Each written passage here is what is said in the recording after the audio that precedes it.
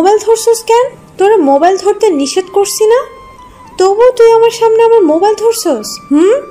দেখো, আমি তোমার স্বামী, আমি তোমার মোবাইল ধরতে পারি। আর তোমার মোবাইলে কি আছে যে আমি তা দেখতে পারি না? আমার দেখার অধিকার আছে। দেখ, তোরে আমি স্বামী হিসেবে কখনো মেনে নিতে পারবো না। আমার বাবার মুখের কথা রাখতে গিয়ে আমি তোকে বিয়ে করেছি। আর শোন, তুই তো একটা ছোট লোক, তোর সাথে আমার স্ট্যাটাস কখনো মানাবে না। সুতরাং তোকে আমি স্বামী হিসেবে কখনো মেনে নিতে পারবো না, বুঝলি? আর শোন, তুই কখনো আমার সামনে আসবি না, বুঝলি? তুই আজ থেকে এই বাড়িতে থাকতে পারবি না। মজা করছো কেন? আর আমি তোমাকে ছেড়ে কোথায় যাব? ওই, তোর কি মনে হয় আমি তোর সাথে মজা করছি? আর শোন, তুই কোথায় যাবি আমার তা জানার দরকার নাই। আর কয়েকদিনের মধ্যে ডিভোর্স পেপার এসে যাবে, আপনি তাতে সাইন করে দিবেন। নীলা, তোমার কি মাথা খারাপ হয়ে গেছে নাকি যে কি সব আবল তাবল কথা বলতেছো? আর আমি এখানে না থাকলে কোথায় যাব? আমার তো আর যাওয়ার কোনো জায়গা নেই। এগুলো জেনেও তুমি এই কথা বলতেছো? এত কথা শুনতে চাই না। তুই আর এখানে আমাদের বাড়িতে আর না আসলে খুশি হব। আমি আর তোর, আমাদের দুজনের মধ্যে আকাশ পাতাল তফাৎ। সো তোর সাথে আমার মিলবে না। এখন তুমি এই কথা বলতেছো? আমি এখন একজন ডাক্তার, আমার এখন একটা স্টেটাস আছে, আর আমি এখন অনেক বড় লোক। আর তুই তো আগে যেমন ছিলি তেমনই আসোস। আর আমাদের এখানে না আসলে খুশি হব। ওহ সরি, আমি আর তোমাদের এখানে আসবো না। মনটা খারাপ হয়ে গেল নীলার কথা শুনে। এরপর থেকে আমি আর তোকে যেন না দেখি এখানে। চারিদিকে একবার তাকিয়ে চলে আসতে লাগলাম। আমার মনটা খারাপ হয়ে গেল নীলার কথা শুনে। নীলার ডাক্তার হওয়া আমার জন্য হলো, আর আজ সেই নীলাই আমাকে তাদের বাড়িতে যেতে মানা করতেছে। নীলা আর আমার বিয়ে হয় বছর 3 আগে। নীলার পরিবারটা ধনী ছিল না, মধ্যবিত্ত ছিল। নীলার বিয়ে ঠিক হয় এক ছেলের সাথে, কিন্তু সেদিন ছেলেটা বিয়ে করতে আসে না। আর নীলার ভাই আমার বন্ধু ছিল, সেই কারণে নীলাকে আমাকে বিয়ে করতে বলে। আমি একটা ভালো জব করতাম, তার ফলেই পরে আমাকে বিয়ে করতে বলে নীলের বোনকে। নীলাকে বিয়ে করি ঠিকই, কিন্তু সেদিন নীলা আমার কাছে একটা জিনিস চাইছিল। সেটা হলো, নীলা ডাক্তার লাইনে পড়তেছে, যে পর্যন্ত ডাক্তার না হতে পারবে সেই পর্যন্ত আমি তার পাশে শুইতে পারবো না। নীলা বলেছিল, ডাক্তার হওয়া আমার সেই ছোট থেকে কল্পনা করে আসছি। আমি সেদিন রাজি হয়ে গেছিলাম। সেই থেকে আমি যা বেতন পেতাম সেই টাকা দিয়ে নীলার কল্পনাটা বাস্তবে পূরণ করতে থাকি। আমি যখন নীলাকে বিয়ে করি তখন 1 বছর হলো। নীলা MBBS ভর্তি হয়েছে। আর 3টা বছর আমি নীলার স্বপ্নটাকে বাস্তবে আনার জন্য অনেক কষ্ট করেছি। নীলার পড়া শেষে অনেক সার্কুলার ছাড়ল। নীলা প্রায় সবটাতে অ্যাপ্লাই করত, কিন্তু অ্যাপ্লাই করার পর যে নীলা চাকরি হয় না, একবার ভাইভাতে বাদ পড়েছে, এভাবে কয়েকটা অ্যাপ্লাই পরীক্ষা দিত। প্রত্যেকটা পরীক্ষায় টিকত, কিন্তু টাকা ছাড়া চাকরি হয় না। এখনকার সময়ে টাকা ছাড়া চাকরি হয় না বলে নীলা খুব ভেঙে পড়েছে। কারণ তার বাবা মায়েরও এত টাকা নাই যে নীলাকে দিবে, চাকরি নিয়ে দিবে। সামনে একটা সার্কুলার নীলার আছে, এটাই এই বছরের শেষ সার্কুলার। যদি এটাতে না চাকরি হয় তাহলে আবার 5 বছর পরে। নীলা অনেক কান্না করলো যে এতগুলো ঘুরে যেহেতু হয় নাই তাহলে এটাও হবে না। আমি তারপর আমার অফিসে গিয়ে লোন চাই, তারা আমাকে 5 লাখ টাকা দেয়। নীলার চাকরির জন্য 12 লাখ টাকা দরকার, আর আমার কাছে ছিল 2 লাখের মতো, হলো 7 লাখ। একটা দালাল ধরছি, সে চাকরি নিয়ে দিবেই, অ্যাপয়েন্টমেন্ট কার্ড দিবে হাতে, তারপর তাকে টাকা দিতে হবে। আমি রাজি হই। পরে টাকার জন্য অনেক খুঁজি, আমার কাছে 7 লাখ টাকা আছে, আরও 5 লাখ টাকা দরকার। নীলাও মন মরা হয়ে বসে থাকে। সে ভেবে নিয়েছে যে তার চাকরি আর হবে না, আর মাত্র 2 দিন আছে। কিন্তু আমি এখনো আরও 5 লাখ টাকা জোগাড় করতে পারি নাই। আজকে নীলার সেই লাস্ট পরীক্ষা। নীলা পরীক্ষা দিতে যাবে, তখন গিয়ে আর কি হবে, চাকরি তো হবে না। সেটা একমাত্র আল্লাহ তাআলা জানে। তুই শুধু ভালো মতো পরীক্ষা দিবা। আচ্ছা, আর তুমি চলো আমার সাথে। না, তুমি যাও, আমার কাজ আছে। নীলা মন খারাপ করে পরীক্ষা দিতে গেল। নীলা যাওয়ার পর ফোন করলাম দালালকে। চাকরি হতে যা লাগে করবেন, টাকার ব্যবস্থা হয়েছে। মনে রাখবেন, নীলার হাতে কার্ডটা পাওয়া মাত্র টাকাটা দিব আপনাকে। আচ্ছা। খুশির খবর এটাই যে সেদিন নীলার চাকরিটা হয়েছে। দালাল আর আমি একটা জায়গায় দাঁড়িয়ে আছি। আপনার কথা মতোই কাজ করছি। আপনি জানেন এই টাকাটা কত কষ্টের পর জোগাড় করছি? আমি জানি, যারা টাকা জোগাড় করে অনেক কষ্ট করেই টাকা জোগাড় করে। কিন্তু আমি যে অনেক কষ্ট করে জোগাড় করছি। শার্টটা একটু তুলে, এই যে দেখুন, আমার শরীরের একটা কিডনি বিক্রি করে টাকা জোগাড় করছি। অবাক হয়ে যায়, কেননা মাত্র একদিন হয়েছে আমাকে অপারেশন করে কিডনিটা নিয়েছে। সেলাইটা রয়ে গেছে, হালকা রক্ত পড়তেছে। এটা কি করছেন? এমনটা কেউ করে? আমার বউকে চাকরি নিয়ে দিছি। কিছুদিন পর আমার বউটা টাকা কামাই করে আমার এই কিডনিটা প্রতিস্থাপন করাবে। এবার টাকাটা দিন। টাকাটা হাতে দিয়ে চলে আসলাম। পরে বাসায় আসি, এসে দেখি যে নীলা বাসায় নাই। ফোন দিলাম নীলের কাছে। আপু বাসায় আছে। ওকে বলে ফোনটা কেটে দিলাম। আমার এখন এতটা শক্তি নাই যে নীলার বাড়িতে যেতে পারবো, তাই বাসায় গিয়ে শুয়ে পড়লাম। এভাবে কয়েকদিন চলে যায়। নীলা এখনো এখানে আসেনি। নীলকে ফোন দিলে বলে আপু ব্যস্ত। আমি কিছু বলি না, চাকরি হয়েছে তাই ব্যস্ত। নীলা চাকরিতে জয়েন করে কয়েকদিনের মধ্যে। তখন আমি নীলার কাছে যাই। তখন নীলা কি বলল আপনারা দেখলেন তো উপরে কথাগুলো। আমি তখন মন খারাপ করে বাসায় এসে পড়ি। নীলা এমনটা করতে পারলো নাকি মন খারাপ করে বলছে কথাটা আমাকে? তার পরের দিন অফিসে না গিয়ে নীলার বাড়িতে গেলাম। এখন হাঁটতে গেলে কষ্ট হয়, পেট ব্যথা করে, আবার গাড়িতে ঝাঁকি লাগার কারণেও ব্যথা করে। কোনোরকমভাবে তার পরের দিন গেলাম নীলার বাড়িতে। ভিতরে ঢুকলাম, দেখি নীলার মা। কেমন আছেন মা? ভালো। বলে চলে গেল। নীলার চাকরি হওয়া দেখা যায় সবাই। আমার সাথে কথা বলাটা বন্ধ করে দিচ্ছে। চারপাশে দেখতে লাগলাম। কিসের জন্য আবার এখানে আসছো? এমন করছো কেন? আমি না তোমার স্বামী? তুই আর কখনো এই কথাটা বলবি না, কারণ আমি আর তোকে কোনোদিন স্বামী বলে মানব না। তোমার তো স্বপ্নটা পূরণ হয়েছে, আর তুমি তো বলছিলা তোমার স্বপ্নটা পূরণ হলে আমাকে। চুপ কর তো। আর তোকে আমাদের বাড়িতে আসতে মানা করছি না, আসলি কেন? এটা কেমন কথা? শোন, আর আজ থেকে তুই এখানে আসবি না।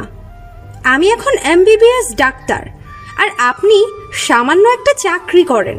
তুমি না বলছো তোমার ভুলে যা সব সেই কথাগুলা। আর তুই এখানে আসবি না, আর সামনের মাসে বাসা পাল্টাবো। তুই ইচ্ছা করলেও আসতে পারবি না। আচ্ছা, আর কোনোদিন আপনার সামনে আসবো না। ধীরে ধীরে বাসা থেকে বাহির হলাম। বের হয়ে ধীরে ধীরে বাসার দিকে হাঁটতে লাগলাম। বাসায় এসে শুয়ে পড়লাম। শার্টটা তুলে দেখি রক্ত পড়ছে ক্ষত জায়গা থেকে।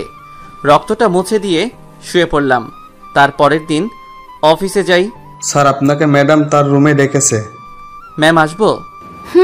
আসুন। দাঁড়িয়ে আছেন কেন? বসুন। জি ম্যাম। আকাশ সাহেব, আপনি নাকি খুব অসুস্থ। এই অসুস্থ শরীর নিয়ে আপনি কেন আজকে অফিসে আসলেন?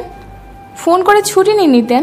না ম্যাম, আমি মোটামুটি এখন একটু ঠিক আছি, কোনো সমস্যা হবে না। আচ্ছা, বুঝলাম। এখন এই ফাইলটার কাজটা করতে সম্ভব মনে হলে নিয়ে যাবেন, কেমন? Okay ma'am.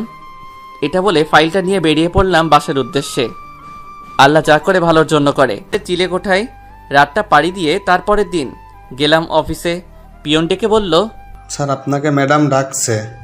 ম্যাম, আমি কি ভিতরে আসবো? হারে মিস্টার আকাশ, আসুন আসুন। জি। ওকে, আপনার আসন গ্রহণ করুন। ওকে, ধন্যবাদ ম্যাম।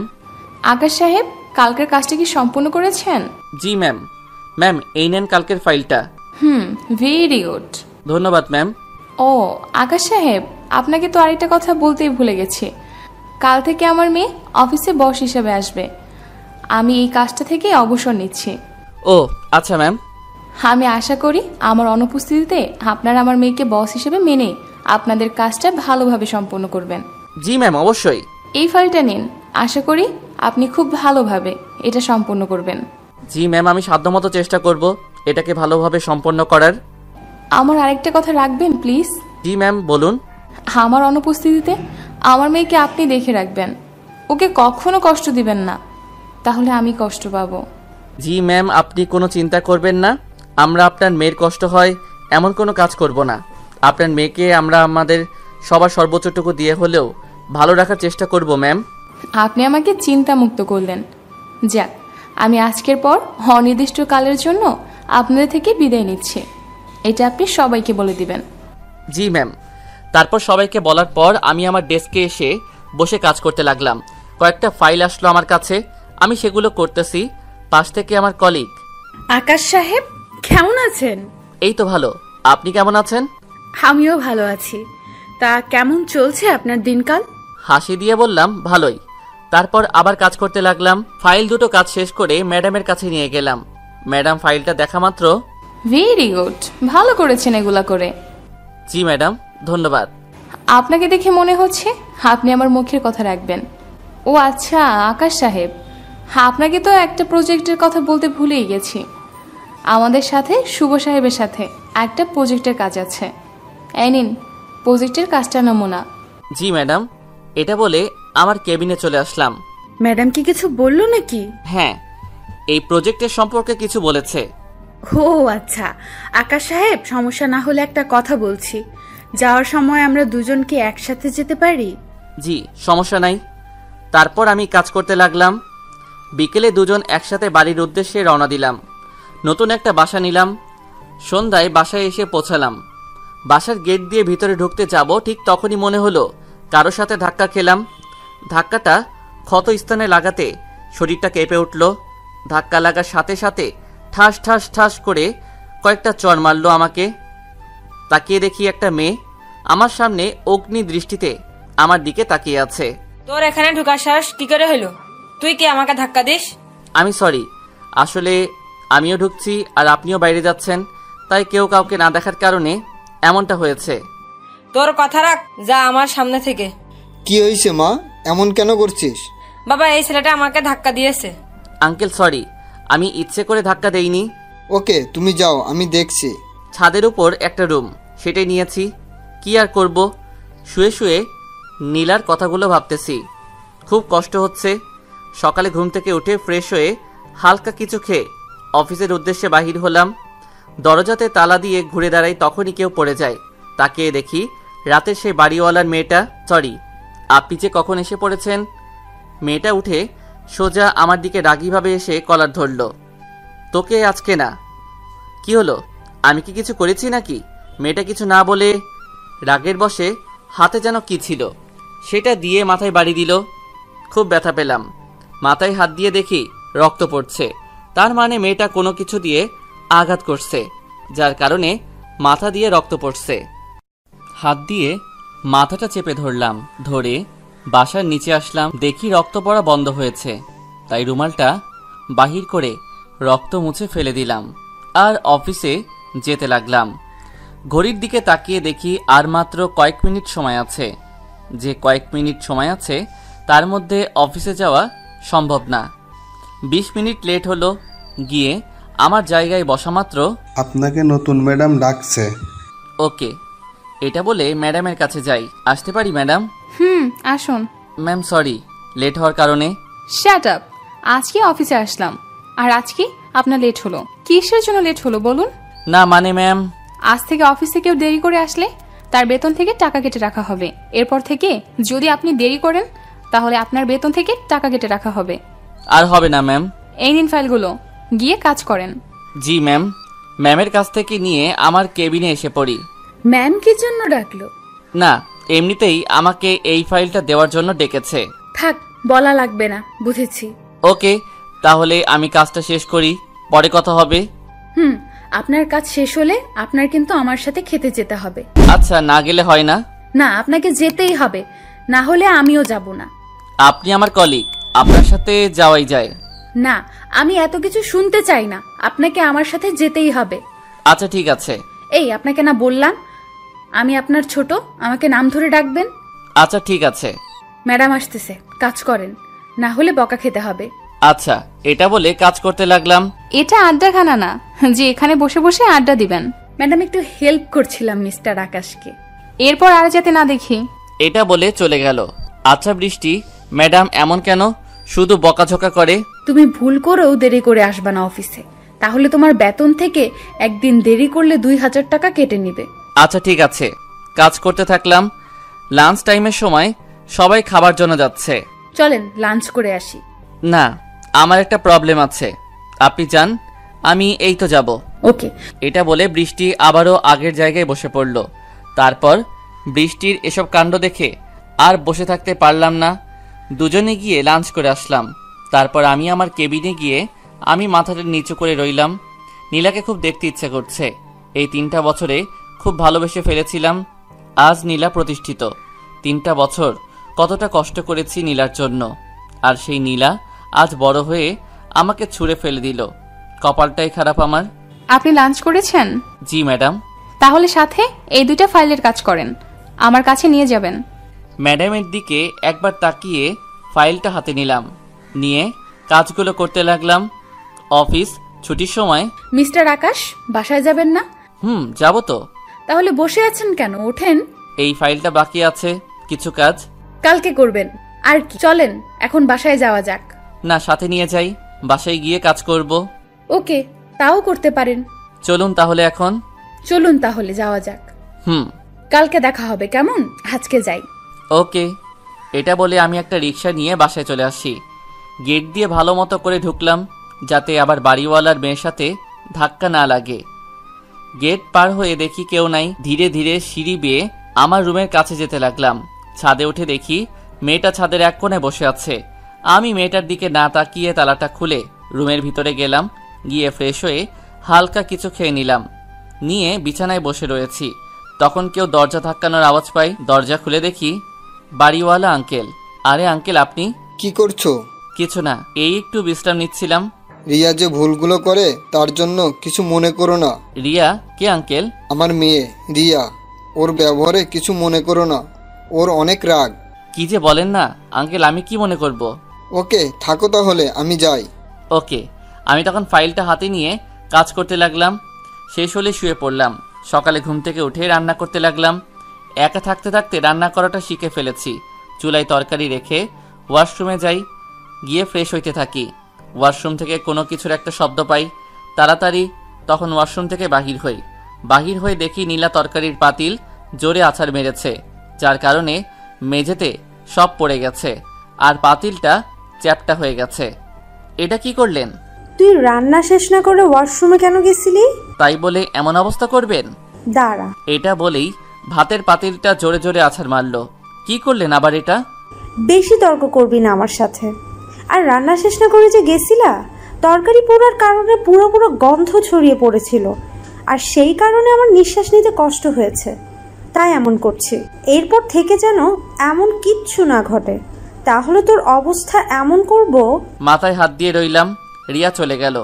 তাড়াতাড়ি মেঝে পরিষ্কার করতে লাগলাম। অফিসে দেরি হলো। ম্যাডাম আবার কি না কি করে। মেঝে পরিষ্কার করে না খেয়েই অফিসের উদ্দেশ্যে বাহির হলাম। পেটে ব্যথা হচ্ছে খুব।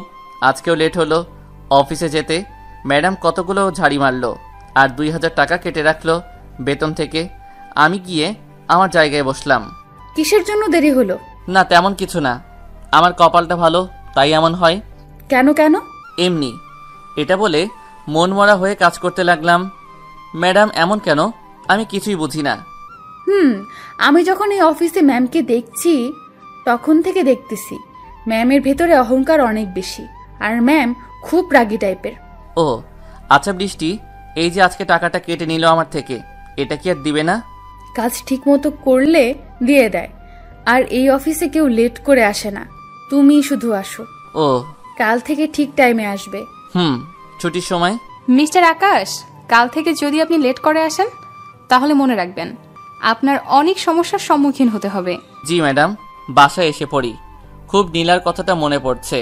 জানি না এখন নীলা কেমন আছে। কোন কারণে যে নীলা আমার সাথে এমন করলো, কিসের জন্য? নীলা আজ খুব ভালো আছে, হয়তো আমাকে তার আর কোনো প্রয়োজন নাই। আমার যতটুকু প্রয়োজন ছিল নীলার কাছে সেইটুকু আদায় করে নিয়ে আমাকে আজ একা করে দিয়েছে। নীলা, তুমি যেখানেই থাকো ভালো থাকো, আমি চাই তুমি ভালো থাকো। কষ্টে বুক ফেটে যাচ্ছে, কোথাও একটু শান্তি মতো বসতে পারি না। অফিসে ম্যাডাম, বাসায় রিয়া, কোথায় যাই আমি কয়েকদিন পর আজ অফিসটা বন্ধ, বিকালে ছাদের এক কোণায় বসে রয়েছি। মাথায় একটা ঢিল এসে লাগলো। তাকিয়ে দেখি যে রিয়া। কিছু বলবেন? আপনি ছাদের কোনো জায়গায় বসবেন না, ওকে?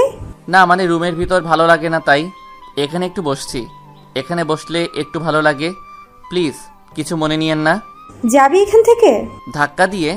ধাক্কার কারণে আমার এক হাত একটা ফুল গাছের সাথে লাগলো। গাছটা নষ্ট হয়ে গেল। তুই আমার ফুলের চারাটা নষ্ট করলি কেন? আমি তো ইচ্ছে করে করিনি। দুম করে একটা আমার পেটে ঘুষি মারলো। ঘুষিটা গিয়ে আমার ক্ষত স্থানে লাগলো। কয়েক মিনিটের জন্য নিঃশ্বাস বন্ধ হয়ে গেছিল আমার। ঘুষি মেরে চলে গেল। ধীরে ধীরে আমার রুমে আসলাম। এসে ক্ষত স্থানে দেখি রক্ত পড়তেছে। ডাক্তার বলছিল এখানে যাতে কোনো আঘাত না লাগে। আজ কত বড় একটা আঘাত পেলাম এখানে। ব্যথা শুরু হলো। এখানে খুব ব্যথা করছে, থামছেই না ব্যথাটা। কি করি? রাত 8টার সময় বিছানায় শুয়ে রয়েছি। ব্যথায় চোখ দিয়ে পানি পড়ছে। কান্না করতে পারছি না।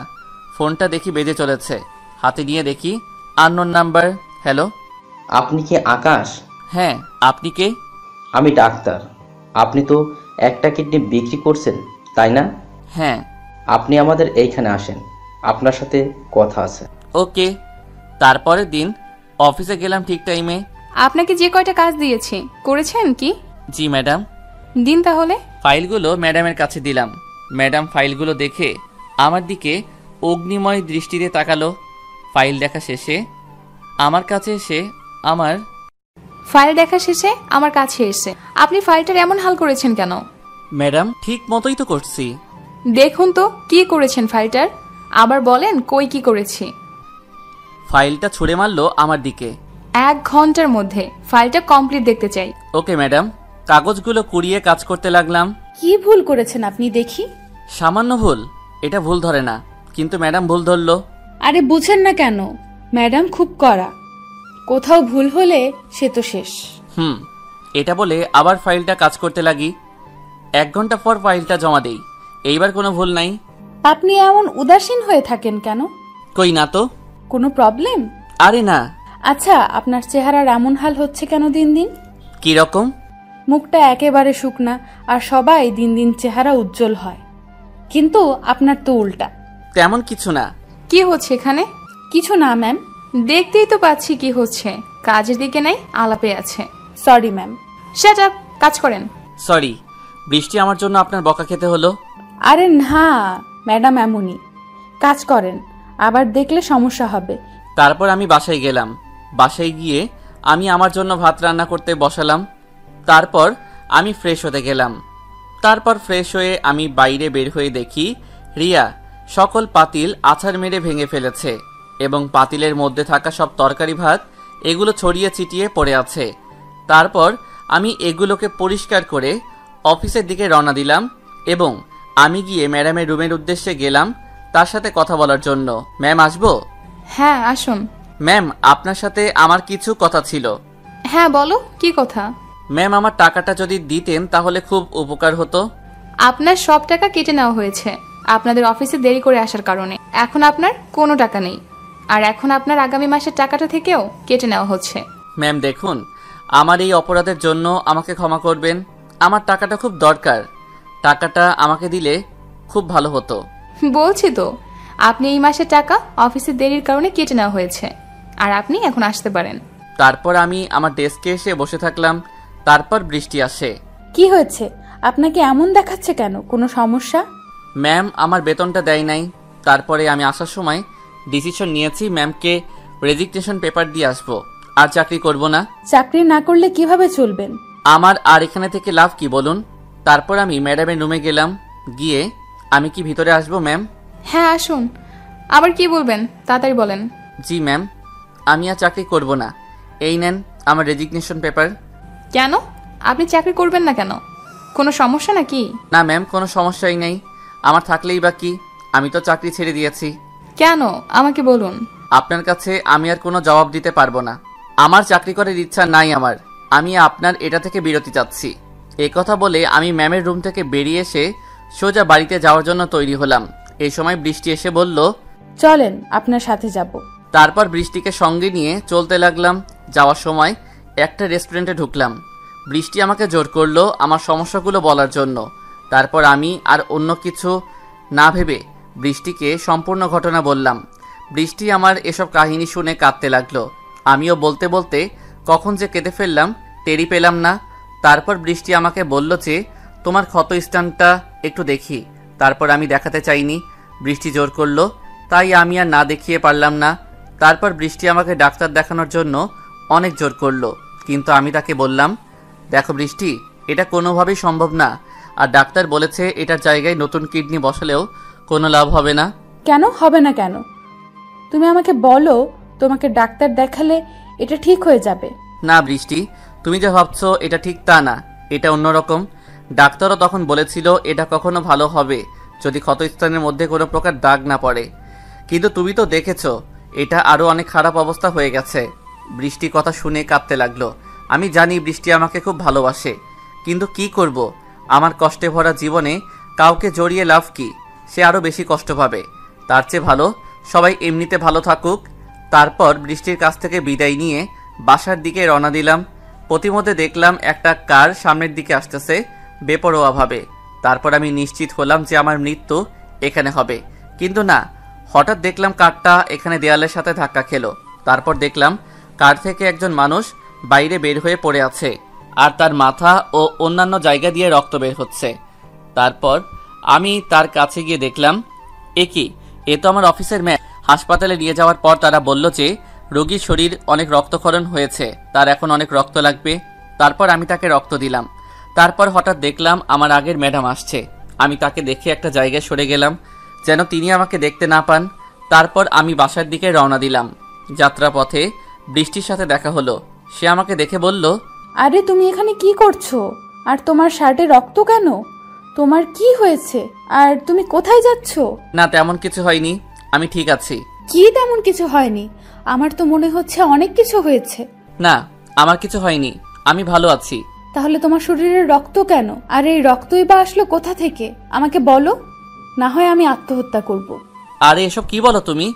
আমার এই শরীরে সামান্য রক্তের চাপ দেখে তুমি এমন কথা বলছো? এসব কথা শুনতে আমার ভালো লাগে না। তাহলে বলো, তোমার শরীরে রক্ত আসলো কোথা থেকে? আর না হলে থাক, আর বলার দরকার নেই, আমি বলছি। তারপর সব ঘটনা খুলে বললাম। দেখি বৃষ্টি কাঁদছে। এই তুমি কাঁদছো কেন? দেখো আমার কান্নাকাটি একদমই পছন্দ না, সুতরাং তুমি এখন আর কান্নাকাটি করবে না। আচ্ছা, তুমি এসব উপকার করে তোমার কি লাভ হয় আমাকে বলো তো? তুমি তোমার জীবনকে কষ্ট দিয়ে কেন তুমি ওদের জন্য এসব করছো? এসব কিছু ওরা তুচ্ছ তাচ্ছিল্যের সাথে এমনিতেই ফেলে দিবে। তারপর বৃষ্টির সাথে আরো কিছুক্ষণ কথা বলার পর আমি আমার বাসার দিকে রওনা দিলাম। বাসায় আসি, আমার রুমে যাওয়ার জন্য ছাদে উঠি। যখনই রুমের তালা খুলে আমি ছাদে প্রবেশ করলাম, তখনই কেউ কোনো কিছু দিয়ে আমাকে আঘাত করে আমি তাকিয়ে দেখি রিয়া। মারছেন কেন?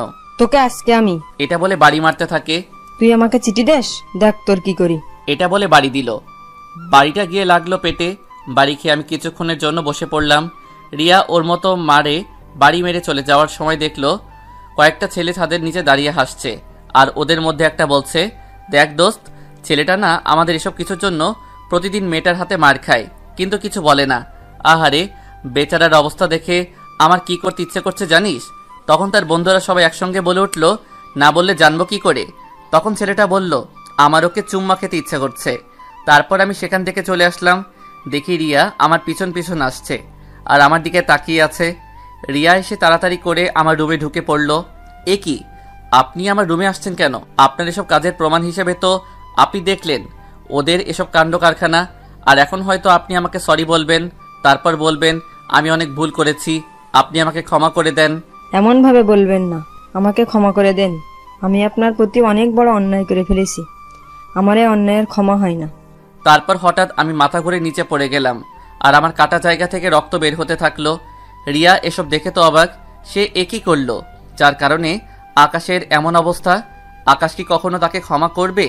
তারপর রিয়া আকাশকে খুব দ্রুত একটা হাসপাতালে নিয়ে গেল, আর তাকে নেওয়ার সাথে সাথে তার পরিচিত সেই ডাক্তার তাকে দেখে তাড়াতাড়ি ইমার্জেন্সি বিভাগে ঢুকালো। নীলা নতুন রোগীকে সেখানে দেখতে গিয়ে তো অবাক। তারপর ডাক্তার যা বলল তা শোনার জন্য হয়তো নীলা আর রিয়া ওদের কেউই প্রস্তুত ছিল না। আরে এই তো সেই রোগী। এই রোগীটার জন্য আমার অনেক দুঃখ লাগছে। কেন? আর বলো না, আমার তার বউকে থাপ্পড় মারতে মারতে মেরে ফেলতে মন চাইছে। কেন স্যার? সে আবার কি করলো?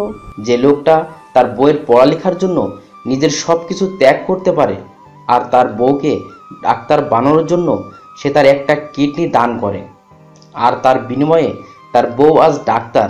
কিন্তু আমি তাকে অনেকবার ফোন করে বলছি আপনার শরীরে একটা কিডনি প্রতিস্থাপন করা প্রয়োজন, আর সেটা না করলে আপনার নানা ধরনের সমস্যা হতে পারে।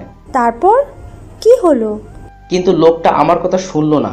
সে বলল আমার বউ আগে একজন বড় ডাক্তার হোক, তারপর ও আমাকে চিকিৎসা করে ঠিক করে দিবে। কিন্তু লোকটার বউ ডাক্তার হওয়ার পর সে ও তার পরিবার তাকে ছেড়ে চলে গেল। আমি মাঝে মাঝে তাকে কিডনি প্রতিস্থাপনের কথা বললে সে বলতো আমার জীবনটা যার জন্য দিয়ে দিতাম ডাক্তার সাহেব, সে কিনা আমাকে এতটুকু বুঝলো না। সে যদি আমাকে তার জন্য জীবনটা দিয়ে দিতে বলতো ডাক্তার সাহেব, তাহলে আমি হাসতে হাসতে আমার জীবনটা তার জন্য দিয়ে দিতাম। কিন্তু সে আমাকে রেখে এখন একা থাকে। আমি তার কাছে গেলে সে আমাকে তাড়িয়ে দেয়। জানেন ডাক্তার সাহেব, সে এখন একজন বড় ডাক্তার হয়েছে বলে সে আমাকে ছোট লোক বলে গালি দেয়, আর তখন আমার অনেক খারাপ লাগে। জানেন ডাক্তার সাহেব, আমার না এই জীবনটা রেখে দিতে মন চাচ্ছে না। আমার কেন জানি মনে হচ্ছে আমি মরে গেলে আরও ভালো হতো। ডাক্তার সাহেব, আপনি আমার বাকি যে কিডনিটা আছে সেটাও আপনি কাউকে দিয়ে দেন। আমার এই জীবনটা রাখতে আর ভালো লাগছে না। আপনি প্লিজ আমাকে মুক্ত করে দেন। ডাক্তার সাহেব, একটা মানুষ কতটা কষ্ট পেলে এমন কথা বলতে পারে জানেন? আমার তখন মনে হয়েছিল আমার জীবনটা দিয়ে দিই এরকম একটা মানুষের জন্য, যে কিনা আরেকটা মানুষের ভালোর জন্য এত কিছু করছে। শুধু তাই না, কয়েকদিন আগে এসেও সে একটা মহিলাকে হাসপাতালে নিয়ে আসছে, তারপর আবার তাকে রক্ত দিয়ে বাঁচিয়ে তোলে। আর আমি তাকে কিডনি প্রতিস্থাপনের কথা বলে যখন ওর পেটটা দেখতে লাগলাম, তখন দেখলাম তার পেটের মধ্যে মারাত্মকভাবে একটা জখম হয়েছে। আর আমার মনে হলো কেউ কোনো শক্ত কিছু দিয়ে ওইখানে আঘাত করেছে, যার ফলে তার অপারেশন করে কিডনি প্রতিস্থাপন করলেও সে কয়েক মাস পরে মারা যাবে। আর এখন তো তার এমন অবস্থা হয়েছে যে তার শরীর থেকে প্রচুর পরিমাণে রক্ত বেরিয়ে গেছে। এখন তার রক্তের খুব প্রয়োজন, কিন্তু তার রক্তের সাথে মিল এমন রক্ত এখন আমাদের কাছে নাই। ডাক্তারের মুখে এসব কথা শুনে রিয়া আর নীলা দুজনে খুব কাঁদছে। নীলা মনে মনে নিজেকে অনেক দোষী করছে, কারণ তার জন্য আজ আকাশের এমন অবস্থা। অন্যদিকে রিয়াও তার কাজের জন্য নিজেকে ক্ষমা করতে পারছে না, কারণ আকাশের এই অবস্থার জন্য সেও কম দায়ী নয়। তারপর হঠাৎ বৃষ্টি ছুটে এলো কোথা থেকে। সে এসে বলতে লাগলো, ডাক্তার সাহেব, আকাশের কি হয়েছে আমাকে বলুন ডাক্তার সাহেব। আচ্ছা, আপনি ওর কে হন? জি, আমি ওর সাথে একই অফিসে চাকরি করতাম। আমি ওর কলিগ, আর আমরা দুজন ভালো বন্ধুও বটে। ও ভালো, আসুন আমার সাথে। ডাক্তার বৃষ্টিকে আকাশের কাছে নিয়ে গেল। নিয়ে যাওয়ার সাথে সাথে বৃষ্টি দৌড়ে গিয়ে আকাশের কাছে গেল। তারপর বৃষ্টি বলে উঠল, আকাশ, কি হয়েছে তোমার? তোমার এই অবস্থা কিভাবে হলো? এ কথা বলে বৃষ্টি কাঁদতে লাগলো। বৃষ্টির এসব ঘটনা দেখে নীলা আর চুপ করে থাকতে পারল না। সে বলে উঠল, এই মেয়ে, তুমি আকাশকে ধরে এসব কি করছো? তুমি আকাশের কে যে আকাশকে ধরে এসব কিছু করছো? আমি আকাশের যেই হই না কেন, আপনি বলার কে? আর আপনি আকাশের কি হন? আমি ওর স্ত্রী হই, আর ও আমার স্বামী। খবরদার, আপনি আর কিছু বলবেন না। আপনি কোন মুখে বলছেন যে আপনি ওর স্ত্রী? আমার তো আপনাকে মেরে ফেলতে ইচ্ছে করছে, কারণ যে স্বামী তার স্ত্রীর পড়ালেখার জন্য নিজের কিডনি দান করে তার পড়াশোনার খরচ দেয় আর একজন ভালো ডাক্তার বানায়, সে কিনা আপনি। তার উপর এমনটা করতে পারলেন? আমার তো এখন মন চাচ্ছে আপনাকে কিছু একটা করে ফেলি। আপনি প্লিজ এখান থেকে সরে যান। আপনার চিকিৎসা লাগবে না, আমি আকাশকে বিদেশে নিয়ে চিকিৎসা করাবো। তবুও আপনি এখান থেকে চলে যান। আপনাকে দেখে আকাশ এমনিতেই মরে যাবে। এতক্ষণ ধরে ডাক্তার এসব নিজের চোখে দেখছিল, আর তার মেজাজটা আরো বেড়ে গেল নীলার উপর। তারপর ডাক্তার নীলাকে একটা থাপ্পড় মেরে বলতে শুরু করলো, নীলা, তুমি সেই মেয়ে?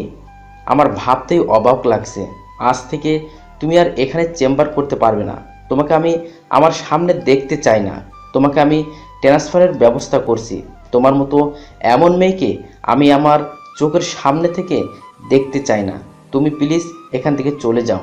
তারপর নীলা কাঁদতে কাঁদতে চলে গেল আর রুমের বাইরে গিয়ে কাঁদতে লাগলো। তারপর ডাক্তার বলল, আকাশের জন্য এখন 4 ব্যাগ রক্ত দরকার। আকাশের যা ক্ষত হয়েছে তাতে মনে হয় সে আর বেশি দিন বাঁচবে না।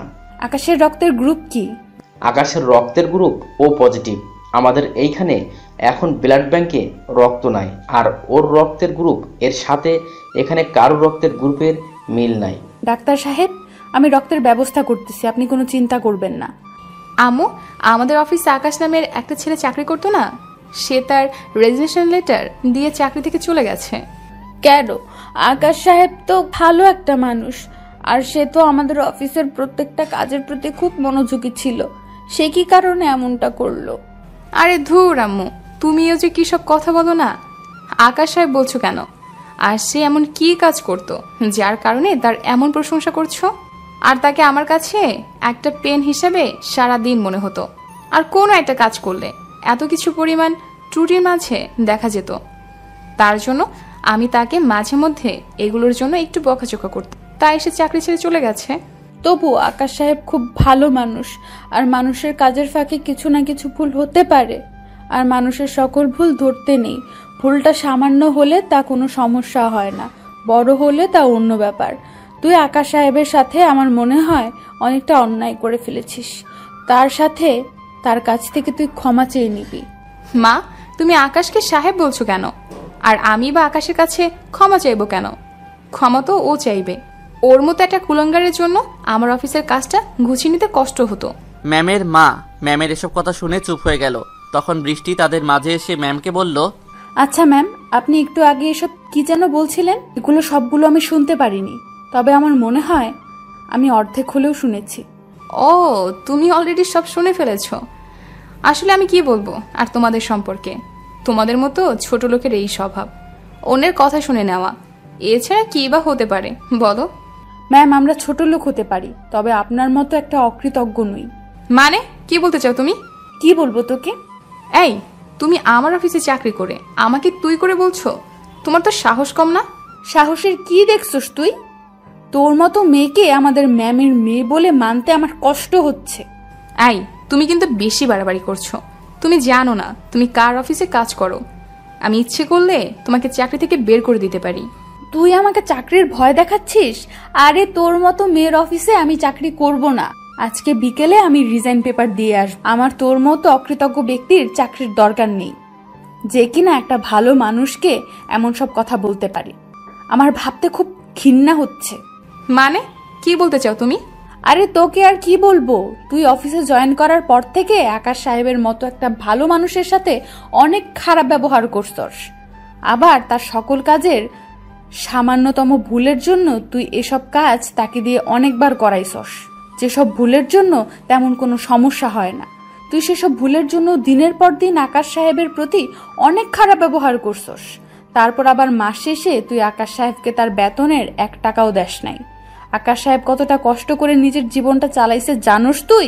এগুলোর কিছু জানবি কি করে? তুই তো টাকার মায়ে অন্ধ হয়ে গেছ। তারপর আবার পরের মাসের টাকার জন্য আকাশ সাহেব তার অপারেশন করাতে পারে নাই। তুই ওই মাসের টাকাও আকাশ সাহেবকে দেস নাই। তারপর আকাশ সাহেব অনেক রাগে দুঃখে চাকরি ছেড়ে দিছে। তারপর ওই দিন যে তুই গাড়ি অ্যাক্সিডেন্ট করলি, সেদিন আকাশ সাহেব না থাকলে হয়তো তোর মতো মেয়ের লাশ হয়তো কবরে থাকতো, বুঝছস? আকাশ সাহেব তোকে ওই দিন গাড়ি থেকে নামিয়ে কোনো গাড়ি না পেয়ে নিজের কোলে করে তোকে হাসপাতালে নিয়ে যায়। তারপর তোর শরীর থেকে অনেক রক্ত গেছে, তার কারণে তোর রক্তের 3 ব্যাগ দরকার হয়, কিন্তু তখন হাসপাতালে ব্লাড ব্যাংকে রক্ত ছিল না। তারপর আকাশ সাহেব তোকে 3 ব্যাগ রক্ত দিছে, রক্ত দিয়ে বাঁচাইছে। আর তুই কি না তার সম্পর্কে এসব বাজে কথা বলতেছিস?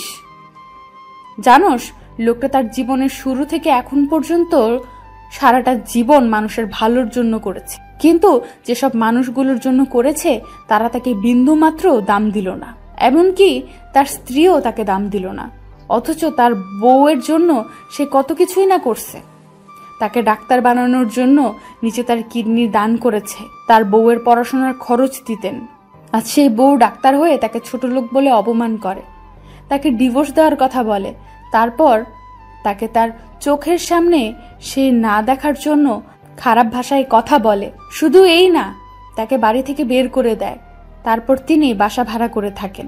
আর ওইখানে এক মেয়ে তার সাথে অনেক খারাপ ব্যবহার করতে থাকে। তার অপারেশন করার জায়গায় সে অনেক খারাপভাবে আঘাত করে, যার কারণে সেখানে এখন এমনভাবে জখম হয়ে গেছে যে সে আর বেশি দিন এই দুনিয়ার মাঝে নাই। জানেন সে কথা? জানেন সে কোথায় আছে? সে আজ এই হাসপাতালে মৃত্যুর সাথে পাঞ্জা লড়ছে। হয়তো আপনাদের মতো স্বার্থপর মানুষগুলোর ভালোর জন্য তিনি আজকে দুনিয়া থেকে বিদায় নিচ্ছেন। তার জন্য এখন 4 ব্যাগ রক্তের দরকার, কিন্তু এখন পর্যন্ত কোনো খোঁজ পাওয়া গেল না। আর ও পজিটিভ রক্ত এখন হাসপাতালে নেই, আর এখন পর্যন্ত বড় কোনো হাসপাতালের খোঁজও পাওয়া গেল না। তারপর ম্যাম দেখি একটা মোবাইল নিয়ে তার কয়েকটা ফ্রেন্ডকে কল করে। তাদের মধ্যে 3 জনের রক্ত ও পজিটিভ। তারপর তাদেরকে ঠিকানা দিল এবং বলল দ্রুত হাসপাতালে আসতে। তারপর তারা দ্রুত হাসপাতালে আসলো। হাসপাতালে আনার পর ডাক্তার তাদের রক্ত পরীক্ষা করে দেখলেন এবং দেখার পর ডাক্তার বলেন রক্ত নেওয়া যাবে। তবে একটা প্রশ্ন, এদের মধ্যে কি কেউ আগে রক্ত দিয়েছে কিনা? তারপর দুজনে বলল তারা দিছে, একজন বলে দেয়নি। তারপর ডাক্তার তাদের জিজ্ঞাসা করলেন তোমরা কে কখন রক্ত দিছো এবং কয় মাস আগে দিছো? তারপর তাদের মধ্যে একজন বলল সে 2 মাস আগে দিছে, আরেকজন বলল 5 মাস আগেও রক্ত দিছে। তারপর ডাক্তার তাদের মধ্যে 2 জনকে রক্ত দেওয়ার জন্য নিলেন এবং তাদের কাছ থেকে 4 ব্যাগ রক্ত নিলেন। তারপর তা আকাশের শরীরে দিলেন এবং অপেক্ষা করতে থাকলেন তার কখন জ্ঞান আসবে। এরপর ডাক্তার কিছুক্ষণের জন্য অন্য রোগীকে দেখতে গেলেন এবং কোনো সমস্যা হলে তাকে জানাতে বলবেন। তারপর ডাক্তার সেখান থেকে চলে গেল। এদিকে প্রায় 5 ঘন্টা পর আকাশের জ্ঞান আসলো।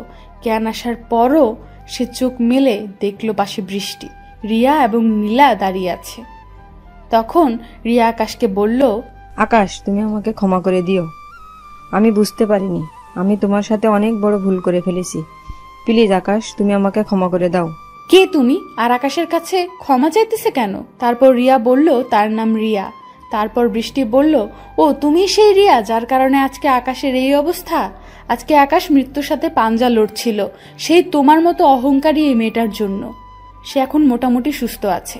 প্লিজ আকাশ, তুমি আমাকে ক্ষমা করে দাও। আমি যদি জানতাম এগুলো, তাহলে আমি কি তোমার সাথে এমনটা করতাম? তুমি বলো।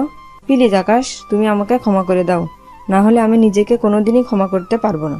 বাহ, ক্ষমা করে দাও, এই কথাটা অনেক সহজ, কিন্তু আপনি যে ক্ষমার অযোগ্য কাজটা করেছেন তা ক্ষমা পাওয়ার যোগ্য কি না নিজে নিজেকে প্রশ্ন করে দেখেন। আপনার মতো মেয়ের জন্য একটা নিরীহ ছেলের প্রাণ চলে যাচ্ছে, এটি কিভাবে মেনে নেওয়া যায়? তারপর আপনি আবার তার কাছে এসে ক্ষমা চাচ্ছেন। আপনাদের কাছে ক্ষমা জিনিসটা হলো একটা ব্যবহার্য বস্তুর মতো, যেখানে আপনারা একটা জিনিস ব্যবহারগুলো অনেকদিন পর ছুঁড়ে ফেলে দিলেন, তারপর আবার উঠিয়ে এগুলোকে কয়েকদিনের জন্য আপনারা ব্যবহার করলেন। আপনার মতো লোকেরা এগুলো খুব ভালো করে পারে। আকাশ সাহেব, আপনার জন্য একটা সুসংবাদ আছে। সেটা হলো আপনার জন্য 2টো কিডনি পাওয়া গেছে, যেগুলো আপনার দেহে প্রতিস্থাপন করলে আপনি আবার ঠিক সাধারণ মানুষের মতো চলতে পারবেন। ডাক্তার সাহেব, আপনি অপারেশনের ব্যবস্থা করেন, যা টাকা খরচ হয় আমি দিব।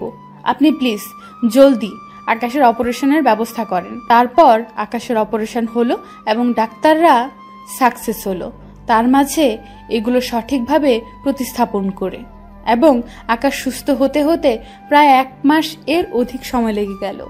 যে নীলার জন্য আমি এত কিছু করলাম আর যার জন্য আমি আমার জীবনের সমস্ত কিছু দিয়ে দিতাম, কিন্তু সে নীলা আমাকে এতটুকু বুঝলো না, আর সে আমাকে দূর দূর করে তাড়িয়ে দিল এবং আমাকে অনেক কষ্ট দিয়ে দূরে ঠেলে দিল। আর বৃষ্টি তার বন্ধুত্বের জন্য এত কিছু করলো, আমি তার জন্য কিছুই করতে পারলাম না। বৃষ্টি তার ভালোর জন্য অনেক কিছু করলো, কিন্তু বিনিময়ে সে একটুকু ভালোবাসা পেতে চায়। তারপর এইভাবেই দেখতে দেখতে আকাশও বৃষ্টির প্রতি আরও দুর্বল হয়ে পড়ে এবং সেই ভাবতে থাকে বৃষ্টি তার জন্য এত কিছু করেছে, সে কখনো ভুলতে পারবে না। কিছুক্ষণ পর আকাশ নিজেকে নিজেই বলতে লাগলো, এসব কিছু কেন ভাবতেছে সে বৃষ্টিকে নিয়ে? তার মানে সে কি বৃষ্টিকে ভালোবেসে ফেলেছে? না না, এসব সে কি ভাবছে? সে তো নীলাকে ভালোবাসতো, তাহলে সে কিভাবে বৃষ্টিকে ভালোবাসবে? আবার পরক্ষণেই সে বৃষ্টির প্রতি আরও দুর্বল হয়ে পড়ে। তার কাছে বৃষ্টির সব কিছু ভালো লাগতে থাকে। তারপর নিজে নিজেকে বলো, উঠে একটা মানুষকে 2টো মানুষকে ভালোবাসতে পারে না। তারপর হঠাৎ করে ম্যাম তার হলে রুমে আসে। এবং জিজ্ঞাসা করে, কেমন আছে আকাশ? আকাশ কোনো উত্তর দেয় না। তার মনে সে বৃষ্টিকে নিয়ে ভাবতেছে। তারপর ম্যাম আবার জিজ্ঞাসা করলো, কি ভাবতেছো আকাশ? পরক্ষণেই আকাশ বাস্তবে ফিরে আসে এবং বলে, কিছু না। তারপর ম্যাম জিজ্ঞাসা করে, কেমন আছো আকাশ? ভালো, আপনি কেমন আছেন? ভালো। আকাশ, তোমাকে একটা কথা বলার ছিল, কিন্তু কিভাবে বলবো তা মাথায় আসছে না। সমস্যা নাই, বলে ফেলুন। আসলে কথাটা হচ্ছে আমি তোমাকে... আমাকে কি ম্যাম? দেখো, আমি ঘুরিয়ে পেঁচিয়ে কথা বলতে ভালোবাসি না। তো আপনাকে ঘুরিয়ে পেঁচিয়ে কথা বলতে কে বলেছে? আপনি যা বলার তা সরাসরি বলে ফেলুন। আচ্ছা বলছি, আমি তোমাকে ভালোবাসি। আমি তো ম্যামের কথা শুনে অবাক। ম্যাম এগুলো কি বলছে? এটা কোনোভাবে সম্ভব না। কেন সম্ভব না? আমি তোমাকে ভালোবাসি। প্লিজ আকাশ, তুমি এটা ফিরিয়ে দিও না। আমি তোমাকে বিয়ে করব। ম্যাম, এটা আপনার আবেগ। কয়েকদিন পরে এমনিতেই সব ঠিক হয়ে যাবে। আর আমি তো বিবাহিত, তো আপনি কেনই বা আমাকে বিয়ে করবেন? আর বিয়ে করলে লোকে কি বলবে? আর আমি বা আপনাকে খাওয়াবো কি? কেন? নীলা তো তোমার কাছে ডিভোর্স চেয়েছে, আর সে তো রাজিও আছে ডিভোর্স দিতে। তাহলে সমস্যা কোথায়? ম্যাম, আপনি আমার সমস্যার কথা কখনো বুঝবেন না। নীলা যদি ডিভোর্স না দেয় তাহলে কি হবে? দেখো, আমি এত কিছু বুঝি না। আমি তোমাকে বিয়ে করব, এটাই শেষ কথা। এমন সময় রিয়া কোথা থেকে যেন আসলো আর বলল, কিসের বিয়ে? কার বিয়ে আকাশ সাহেব? আমি কিছু বললাম না। তখন ম্যাম বলল, তার আর আকাশের বিয়ে। এটা শুনে রিয়ার মাথা গরম হয়ে গেল। সে বলল, কিসের বিয়ে? আকাশকে আমি ভালোবাসি, আর আকাশের সাথে আমার বিয়ে হবে। আর আকাশ, তোমাকে একটা কথা বলতে ভুলে গেছি, আমি তোমাকে ভালোবাসি। তোমাকে ছাড়া আমি বাঁচবো না। আকাশ রিয়ার কথা শুনে আরো বেশি হতভম্ব হয়ে গেলাম। আমি কি বলবো কিছু বুঝতে পারছি না। আর রিয়াই বা কেন তাকে ভালোবাসে এটা সে বুঝতে পারছেন না। রিয়া আর ম্যাম ঝগড়া লাগার মতো অবস্থা হয়ে গেছে। তারা শুধু তর্ক করতেছে। এই বলতেছে আকাশের বউ হব, আর ও বলতেছে ও আকাশের বউ হবে। এখন আকাশ কথাগুলো শুনে তার মাথাটা এমনিতে খারাপ হয়ে যাচ্ছে। সে কি বলবে বুঝতে পারছে না। আর এদিকে রিয়ার ম্যামের ঝগড়াটা আরো বেশি হয়ে গেল। তখন হঠাৎ করে নীলা আসলো এবং বলল, এই, তোমরা কি নিয়ে ঝগড়া করতেছো দুজনে? আর কেই বা কার বউ হবে? সেটা জেনে তুমি কি করবে? আর আমার তোমাকে একটা কথা বলার ছিল। তো সেটা ভূমিকা না করে সোজাসুজি ভাবে বলে ফেল। কথাটা হচ্ছে, তুমি আকাশকে কখন ডিভোর্স দিবে? সেটা জেনে তুমি কি করবে? আর আকাশ আমার স্বামী, আর আমি তাকে স্বামী হিসেবে মেনে নিয়েছি। সুতরাং আমরা ডিভোর্স কেন দিব দুজন দুজনকে? তুমি ডিভোর্স দাও আর না দাও, আমি আকাশকে বিয়ে করব, আর আকাশ আমার সাথেই থাকবে। বললেই হলো, আকাশ আমার সাথে থাকবে, আর আমি আকাশকে বিয়ে করব। এমন সময় বৃষ্টি এসে হাজির হলো, আর তার হাতে একটা টিফিন বক্স। এটা আজকের কথা না, বৃষ্টি প্রতিদিনই আমার জন্য নিজে তৈরি করে খাবার নিয়ে আসে। এই, তোমরা তিনজন মিলে এটা কি শুরু করছো? এই, তুমি আবার আমাদের এটার মধ্যে আসছো কেন? এই আসছে মানে কি?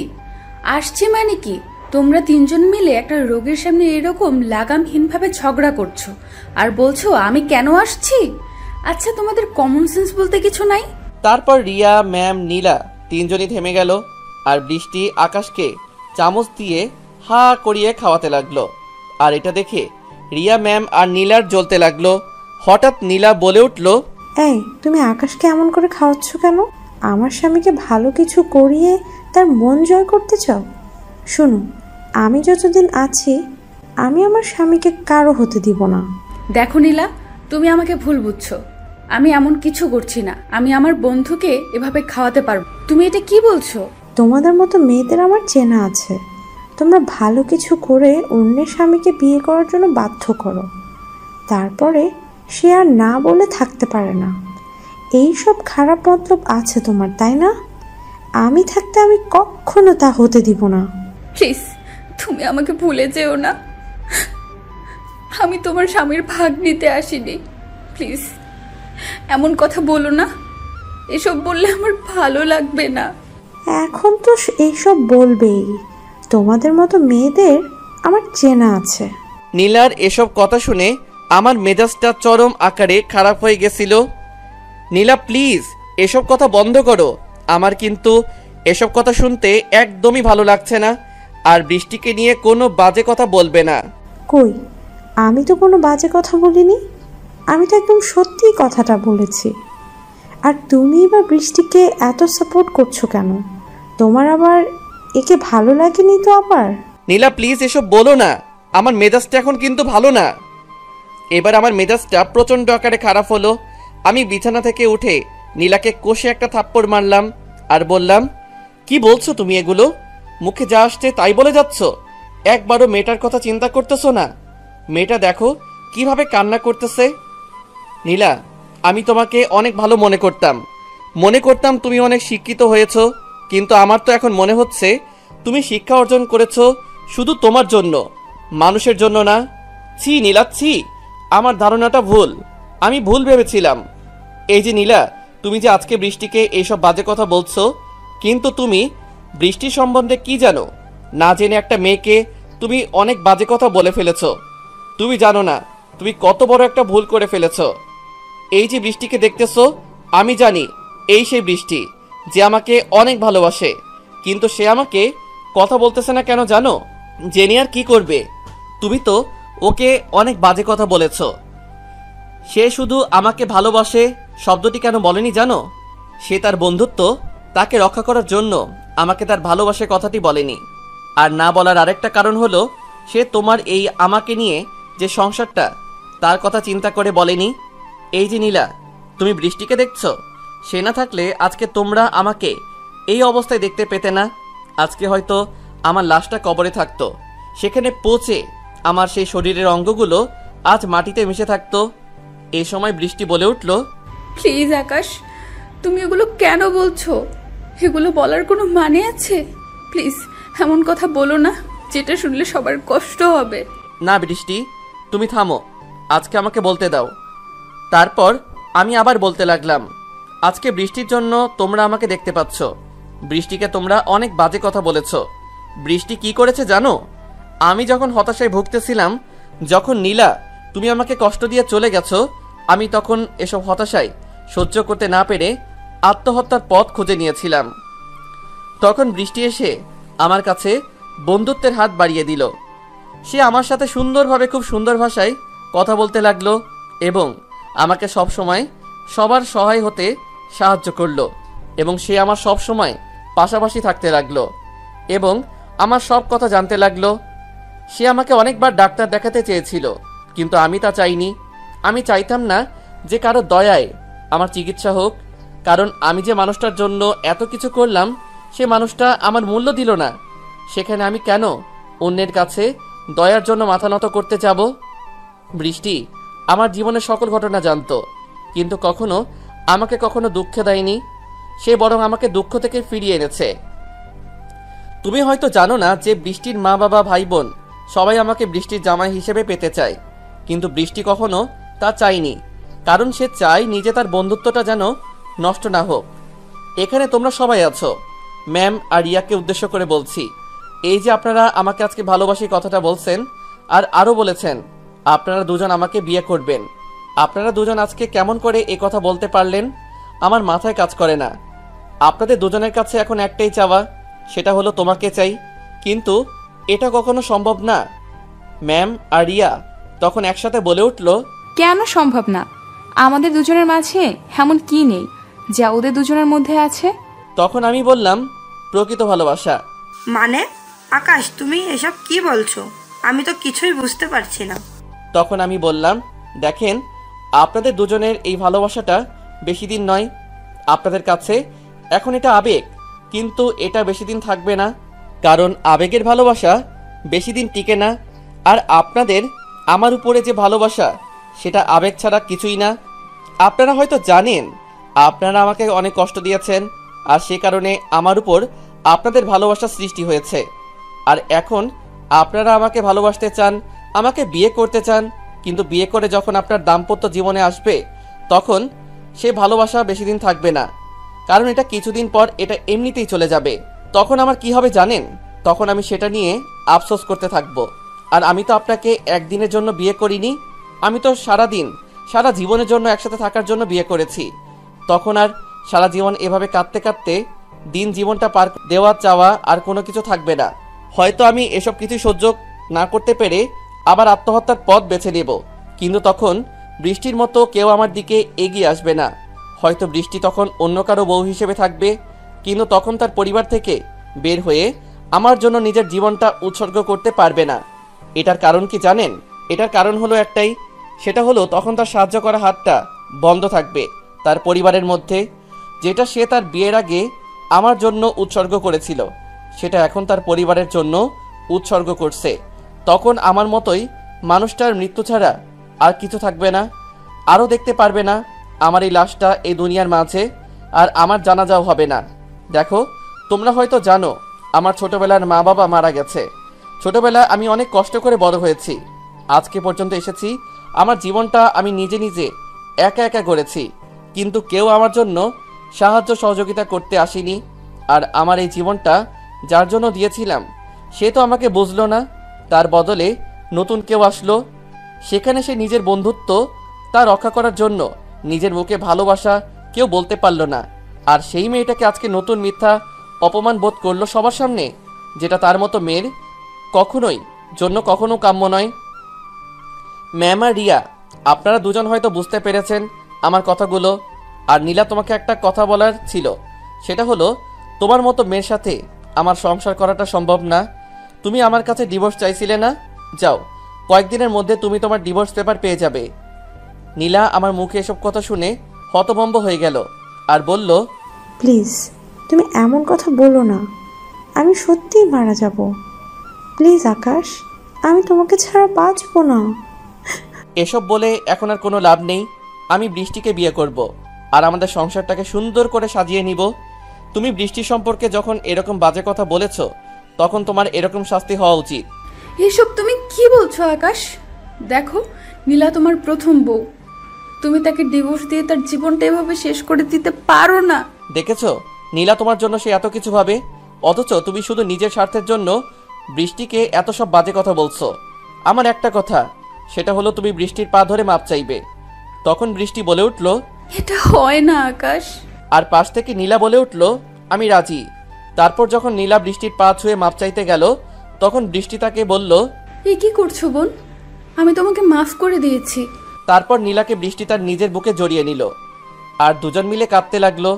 তখন নীলা কাঁদতে কাঁদতে বৃষ্টিকে বলতে লাগলো, আমি তোমাকে ভুল বুঝে অনেক কিছু বলে ফেলেছি। প্লিজ তুমি আমার এইসব কিছুর জন্য তোমার মনে কষ্ট নিও না। তারপর আমি বলতে লাগলাম, ওকে ভালো, যা হবার তা হয়ে গেছে।